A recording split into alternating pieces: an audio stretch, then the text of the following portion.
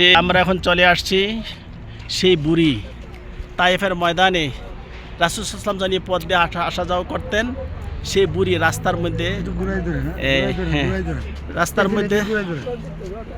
রাস্তার মধ্যে কাঁটা পুঁতে রাখতেন এবং কাঁটা বিছিয়ে রাখতেন, রাসূল সাল্লাল্লাহু আলাইহি ওয়াসাল্লাম যাতে কষ্ট পায়। এবং যুবকদেরকে, ছোট ছোট বালকদেরকে সে বুড়ি রাসূল সাল্লাল্লাহু আলাইহি ওয়াসাল্লাম প্রতি লেলাই দিতেন। তিনি পাগল, তিনি উন্মাদ, এই কথা বলে তিনি যুবকদেরকে, বালকদেরকে তিনি আদিষ্ট করতেন, উদ্বুদ্ধ করতেন।